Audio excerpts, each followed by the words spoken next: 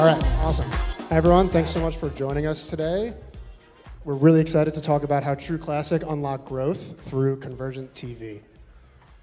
My name is Alex Dasaki. I'm a client strategy lead at Tatari. Whenever we talk TV, we like to kick it off with a little icebreaker about what we're watching.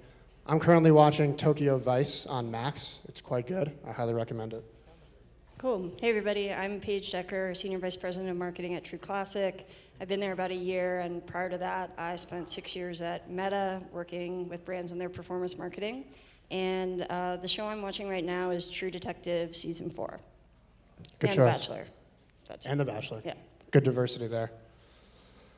All right, super excited to be with Paige. First, a little bit about both of our respective companies. Tatari is a platform for buying and measuring ads across streaming and linear TV, along with online video. We've really tried to turn TV into a digital-like experience with agile media buying, next-day measurement, and optimizations for KPIs across the entire marketing funnel, from brand awareness all the way down to performance, as we'll tap into. Here's a snapshot of some of the 200-plus brands that we work with, ranging from advertisers who are on TV for the very first time, all the way up to legacy TV advertisers who are in the upfronts every year and do Super Bowl ads, to everything in between.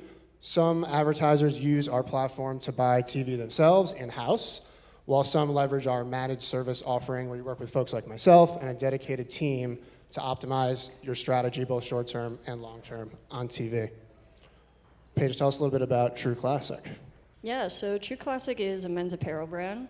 We started about 4 years ago, and our core product when we first kicked off was t-shirts. We've since expanded to other product categories like outerwear, briefs, bottoms, and more. And we've had a lot of success these last 4 years. A couple of stats that we put up here on the slide is we've had over 200,000 five-star reviews, 3.4 million customers, and 25 million units sold. And all in, that's over 400 million in net revenue. So really proud of that. Yeah, it's an incredible growth story, as I'm sure everyone in this room knows, and I'm excited to talk about how TV has played a part in that. Before we do so, we just want to set the stage on what we mean by this concept of convergent TV. Through a simple example, hopefully everyone can relate to it, as illustrated here by this Venn diagram. Only caveat is if you were at the game in Vegas, you're exempt. So lucky you, it was a pretty epic game. All right, so first off, raise your hand if you watch the Super Bowl on traditional linear TV on CBS. So that could be something like DirecTV, a cable box like Spectrum or Comcast, or YouTube TV counts in this category nowadays. Okay, a fair amount of you. This is where the bulk of the eyeballs were for the Super Bowl. How about if you watched it on streaming? So that'd be on Paramount Plus. Wow, a lot of you, more than I expected. That's obviously growing quickly. And then lastly, maybe you didn't have a chance to be in front of the TV, so you had to watch online, like on a mobile device or desktop. A couple of you, all right. Everyone else were in some friends' living rooms. So as you can tell by that quick survey, and likely just by reflecting on your own viewing habits, the TV landscape is very vast and it's changing very quickly. So when we say convergent TV to our clients, we're really trying to emphasize how important it is to make all of these buckets work as performance marketing channels, streaming, linear, and online video. And we're going to talk about how True Classic has tapped into all of those areas successfully. So this graph here is the current TV landscape in terms of total viewership. So streaming is growing. It's nearly 40% of the overall viewership in the US. But notably, linear TV, if you combine cable and broadcast, is still half of the TV viewership pie, largely driven by live sports. So the key is making sure that you have a strategy for linear, streaming, and then layering on other video assets across the web. And we're going to talk about some of these executions that True Classic has done in a little bit. But first, Paige, why don't you tell us a little bit about your marketing mix and how TV fits in? Yeah, so a little bit of history on us. We started on Meta, so Facebook and Instagram. That was really where we put our first initial dollars in to grow the business, and was kind of the backbone of the company that gave us the momentum that we needed to take a foray into other channels. Then we expanded into Google, TV, TikTok, and podcasts, and we'll speak about TV in more depth in a bit. Yeah, so when you decided to launch TV, what stage were you at in terms of your growth, and why did you test TV? Yeah, so for us, we actually started TV pretty early. We were about a year into our growth when we decided to make the jump. And I think that's a common misconception, that you have to be a bigger, more established brand with really big budgets or brand budgets to venture into TV, and that hasn't been our experience, especially working with Tatari. So for us, the reasons for doing it, one was to increase our reach. So we really wanted to make sure that we were getting in front of buyers that may not be spending all of their time on social media or other online channels. So that was a big piece of it. And then I also think the trust piece is big. It does establish an important level of legitimacy to some degree, and just overall brand trust if you're seeing an ad on TV. And lastly, I think increasing efficiency and then just overall diversifying your media mix. I don't know if anyone got the CNN push notification today about Meta being down, but that was what we were dealing with this morning, so it can be challenging when you're heavily reliant on one channel. So that was a big reason for us to go into TV. Yeah, absolutely. It's the perfect balance of brand and performance, as we'll talk through. So we're going to go through 3 key areas of True Classic's TV journey. First, we're going to talk about their first ever TV plan and what goes into actually building a testing plan. Then we're going to talk through some specific strategies that they've executed recently across the whole TV spectrum. And then lastly, we're going to talk through, arguably the most fun part, about creatives that they're actually airing on all these channels. So first page, why don't you tell us about True Classic's first ever TV test, which was back in 2021. Yeah, so another misconception that, at least that I had, was that you needed big budgets to go on TV, and that wasn't our experience when we first started. So we worked very closely with the Tatari team to develop first a plan on linear that was $25,000 a week, and we decided to cast a really wide net and hit a bunch of different networks to understand where our customer was, what was resonating, what worked, and just really kind of go in that learning mode. And we found that the networks that are listed behind me really worked well. So MTV, Pop TV, Vice, AMC, and others. And that gave us confidence to then foray into streaming. We took the exact same approach, but slightly smaller budget, so $8K a week to start, and casted a wide net and found that Paramount Plus, Tubi, Discovery Plus, and others did really well. And those all continue to be really good winners for us thus far, and we've just continued to learn and optimize and find those networks that are really big winners for us. Yeah, awesome. It doesn't take much budget to cast a wide net. Find some networks. These happen to be really scalable winners that you can spend a lot on successfully with different targeting parameters as well, layered on top of it. If you're not familiar with TV, maybe you're coming from search or social, building a TV campaign might feel a little bit foreign to you, but our platform makes it super easy. We have data science-informed recommendations, where to buy, how much should I be paying, how many units, and then we're optimizing towards outcomes like website visit, install, purchase, just like any other digital campaign manager. And we're also optimizing towards audiences, right? That's the other key part about TV, reaching your audience. We have a partnership with Experian, where we have really robust and actionable audience-level data, looking at all their consumer household information. We're able to tie all those IPs to our actual streaming and many of our linear impressions, and able to understand who is actually watching. So this example on the screen is just showing, okay, what publisher should I test on TV? Which in the last 4 weeks most mirrors my recent website traffic? Okay, that's probably where I should go and actually test, and that's all tied together by this Experian data. All right, so we talked about testing. Now we're gonna talk about more current strategies now that True Classic is a little more mature on TV, across linear streaming, and a little online video. So we talked about how sports is obviously driving a lot of linear viewership, and Paige, you guys had some success on this last summer. Yeah, so we took a similar approach in terms of testing different categories, and for us, we leveraged our consumer insights data about what we knew about our customer, and a big theme that emerged is that our customer loves watching sports, so that just felt like a really good place for us to be serving ads. So we ended up testing into sports. We started with USA Sports, and at a small budget, relatively modest, and the results speak for themselves. We had a 37% reduction in our CPA below the target that we had, and saw a 7,000 lift in site visitors. So just a really good learning for us, and we've since continued to expand our reach there.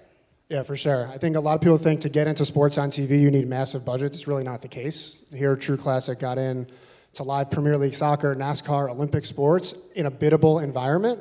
And that's able to drive not only upper funnel metrics, but lower funnel metrics as well. Similarly, on the entertainment side, again, continuing the full TV spectrum, you can get into some of these high-reaching entertainment networks and drive good results as well. In this case, it's Comedy Central is the case study.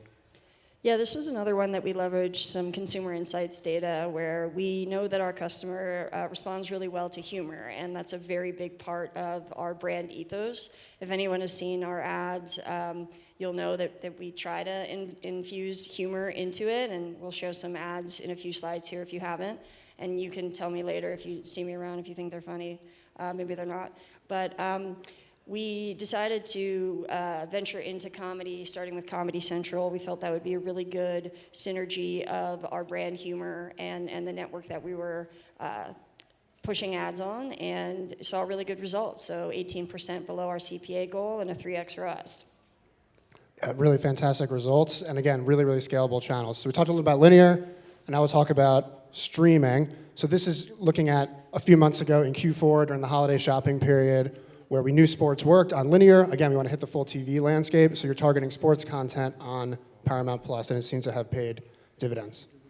Yeah, so this was during Q4, Black Friday, Cyber Monday, which probably many of you can relate to. That's the Super Bowl for a lot of brands here, and certainly for us. So for us, when it came to a TV strategy, it was really important for us to secure some market share, and so we took advantage of Tatari's guaranteed CPMs, which was just a great way to have confidence and know that we were going to have inventory that we could push into during the most crucial time of year for us.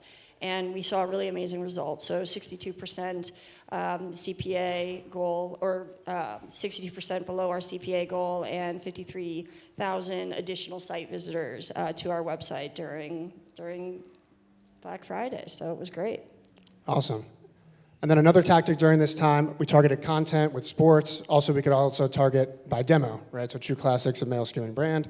We wanted to target males age 18 to 49, saw that Pluto worked well during the pilot, so we went to double down there and add a layer of targeting. I think a common thing marketers think of when they want to test CTV is they want to test audiences, and then it just goes across the entire publisher universe programmatically. You don't have as much control. At Tatari, we really try to go directly to the publishers at really efficient CPMs, and we're still able to layer on these targeting layers. And the CPMs are a lot more efficient that way, and clearly it led to really good actual performance results. Yeah, this was another cool learning for me as somebody who came from Meta and the paid social world, just to know that there actually are a lot of levers at your disposal for TV targeting, like the demographic targeting. So that was very helpful for us to leverage, and also saw really good results with a 2x ROAS and a $2.95 cost per visitor in terms of results. So just another good learning for us, and just would encourage you to keep asking those questions, like what are the levers that you have at your disposal, because it's probably more than you might think. At least that was my experience. Yeah, the other thing is there's not much overlap between the streaming audience and the linear audience. We report on that consistently, and just that show of hands earlier, that if you're watching linear, you're probably there. If you're watching streaming, you're probably there. There's not that much overlap. So again, you gotta hit all of these buckets. And all this is measured on a next day basis in our dashboard page. What do you think about the experience with our platform in terms of measurement? Yeah, I actually really love your platform. Again, as somebody who came from Meta and that world, having a dashboard that showed all the same metrics that I'm so used to obsessing over, like ROAS, CPA, CPMs, site visitor traffic, all of that and more is integrated into your dashboard in a very user-friendly way. Which I don't take for granted, just the user-friendliness of your platform, because not every vendor I've worked with has that. So it's been a really great experience, and just I think was a good transition for me to just like bridge the gap between TV, which is like traditionally looked at as kind of like a brand play, but seeing that it can actually drive direct response outcomes, and you can see that reflected very easily in a dashboard. Awesome. And then we're able to close the loop with TV, as we call it, just like on digital, right? So we're able to actually tie the impression from the TV ad all the way to the actual action on the website or mobile app and make apples to apples measurement with digital channels. And we're able to do that because we're sitting on a ton of IP level data. From streaming, all of our publishers pass back 100% of the IPs, and then we're able to tie that to actual measurement. And then on the linear side, we have a really robust data set of smart TV data providers. So I don't know if everyone saw the news about Walmart acquiring Vizio. That was no surprise to us because we know how much retailers value this data to actually lead to attribution, to make TV into more of a performance channel. So we have over 30 million devices that's feeding us this IP level data. We're tying it to all these events that we're ingesting in the dashboard, and then actually doing proper incremental attribution. All right, this last example sort of ties it all together in this convergent TV world that we're talking about. So why don't you talk us through this buy? Yeah, this is a fun one because we talked about our smaller tests into sports earlier on, and we continued to build on that momentum and decided to do our very first in-game NFL Thursday Night Football spot on Amazon last fall. So that was a little bit bigger of an investment for us, but we felt confident in doing it because of the success we had had leading up to that point, and coupled with the fact that we were going to be taking a very intentional full funnel approach to it. So one thing that was great about that is that we were able to build a retargeting audience off of everybody that was exposed to our ad from that first in-game spot, and then we were able to serve them with the same ad a second time on different networks and experiences through TV. And in doing that, we were able to see a 46% reduction in our CPA. And I think it's important to note too, like any marketers in here can appreciate that you typically need to hit your customer more than once, right? Like usually it's well more than once. So being able to have this full funnel approach and have full confidence that we were gonna hit people at least twice was really good for us, and the results were strong. Yeah, it's really the perfect example. You go reach a net new audience on football who may have never heard of your brand, you build that funnel, but it's only one exposure, and then you actually can retarget those users across not only streaming but online video. All right, so the last piece is creative, arguably the most important lever for a successful TV campaign. So we're going to dive into a few examples of what is currently on air right now that True Classic's airing. I guess before that, why don't you just touch upon that notion that you need a really big budget to actually produce a TV ad, and maybe like how you actually think about allocating dollars towards production. Yeah, definitely. So this is the best slide. So you guys, hopefully, you'll have to tell me later if you like these ads. But yes, another misconception of mine was that you did need really big budgets to produce very nice TV ads, and some agencies have quoted us well over $100,000 for a TV ad, and I'm sure that they do very good work, but we've actually had an experience where you don't need to spend that much to make TV work. So we'll go through 3 examples here of 3 different ads of ours. The first one, not as funny as the other 2, but still effective. And this was our lowest budget ad. So literally cost us $0 additional dollars to create. It was literally just leveraging the existing assets that we already had on our website, on other social channels, whatever it is. It took our editor probably 2 hours to make this ad, and it's live on TV right now. So very scrappy, but in my mind, very effective and very direct response focused. Cool, so let's actually check it out.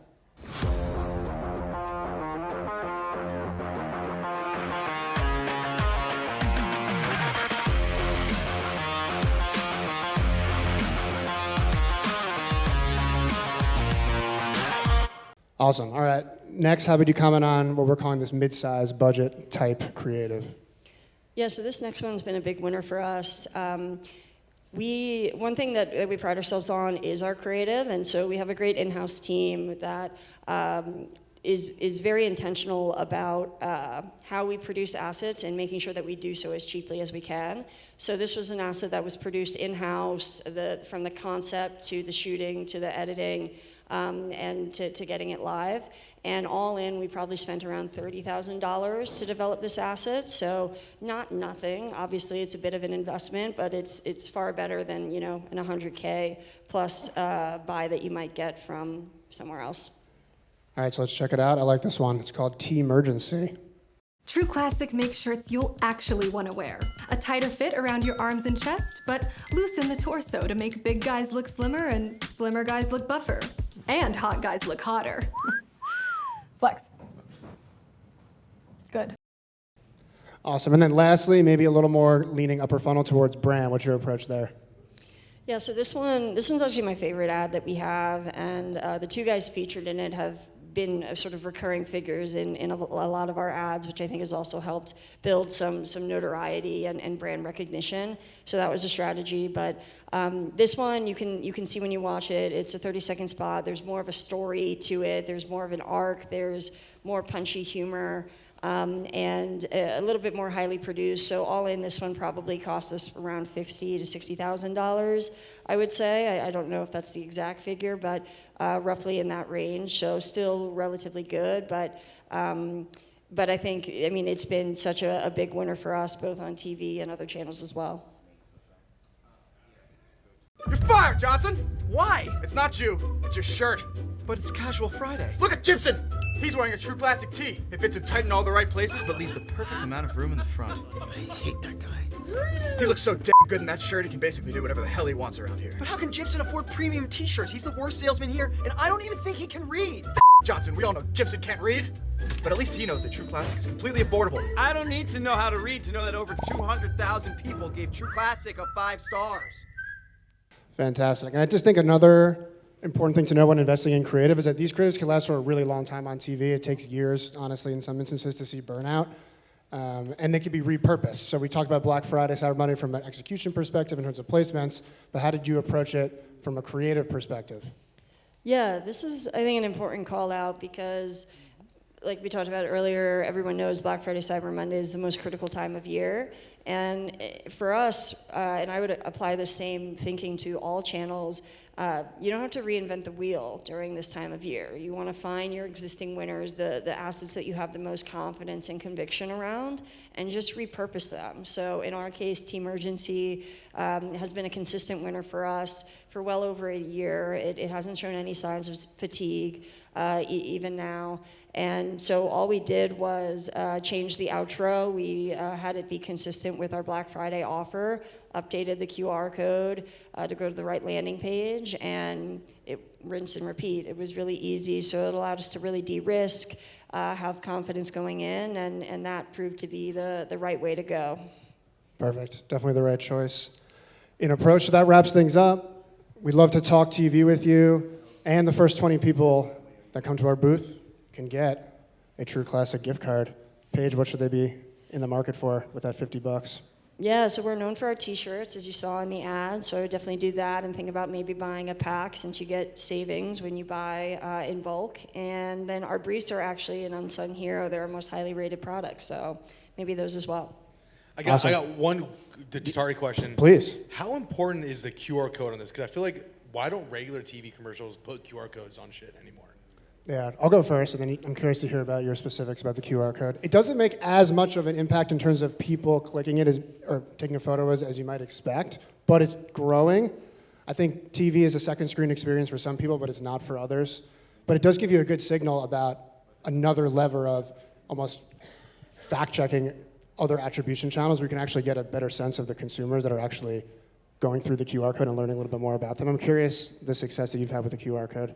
Yeah, I would say, like, as a very direct response focused brand, a very analytically driven brand, just the more data we can get, the better. So QR codes, even though not everybody is using them, it still does unlock an additional layer of insights that we can leverage. We can see what time people are, scanning the QR codes, what time of day, what time of week. We can marry that with what we're seeing on Tatari to see if it overlaps, if it conflicts. You can add it as a weighted average into certain modeling for your performance metrics. So it's just another lever that you can use for analyzing data that I'm a big fan of. I appreciate it. Yeah, the number one winner of lockdowns was QR code. So shout out to QR code. Thank you. Thanks, guys. Tatari, True Classic. Well done. Thanks, guys. Thanks, everyone.